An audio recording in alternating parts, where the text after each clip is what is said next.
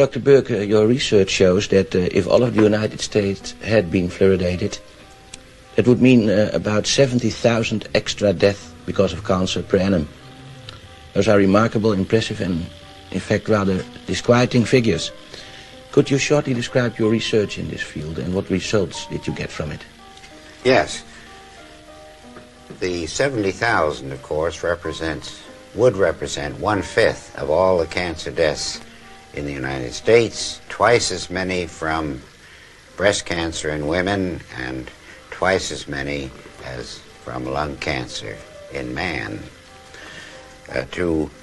Our studies involved comparing the deaths of all persons in the 10 largest fluoridated cities of the United States with the 10 largest non-fluoridated cities in the United States year by year. And we obtained a very remarkable curve, which you can see here perhaps. Here is the fluoridated, and here is the non-fluoridated set of 10 cities each. Here's where the fluoridation started, and before this time, both sets of cities were identical. But no sooner had fluoridation started than this curve began to go up, the deaths began to increase, so that this effect occurs very promptly within 1, 2, or 5 years. Now this, sir, is conclusive evidence that fluor kills because of cancer. It is one of the most conclusive bits of scientific and biological evidence that I have come across in my 50 years in the field of cancer research. Would this then, in your opinion, be the end of fluor in water, in drinking water? It should be the end, and in the United States, it should so be the end by federal law known as the Delaney Amendment, which says that anything found to induce cancer in man or animals cannot be legally put into the food or drink of man or animals. And so, and this is all less than 1 year old, so that it entirely changes any previous ideas of fluoridation that anyone may have had, because this is the first real indication of an important effect. Now, in this country, of course, the state of the dental state of the Union, the way people's teeth look, is incredible indeed.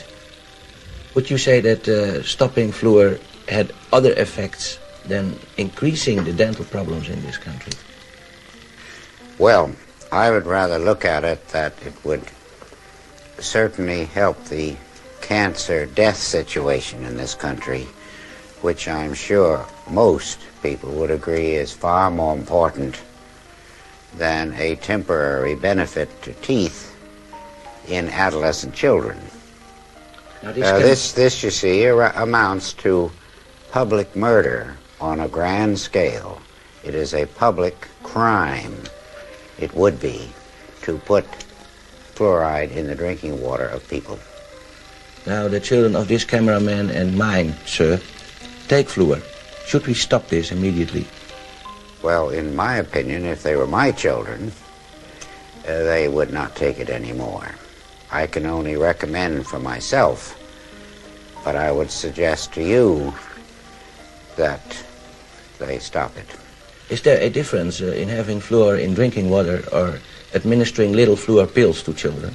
Well, of course, the little fluor pills are a much smaller proposition than drinking gallons of water per day or per week, as well as taking a bath in it and washing your automobile in it and watering your lawns. That's a very massive thing compared to brushing teeth with fluoridated toothpaste.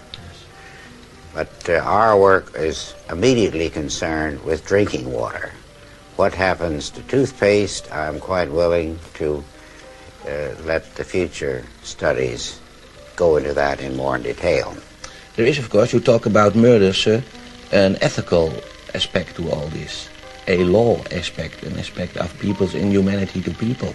What is your idea about how should this be implemented in our society? the ethical aspects of administering poison, as it were, to people? Well, I think this aspect, this murder aspect, clearly indicates a very strong unethical aspect to forcing people to kill themselves.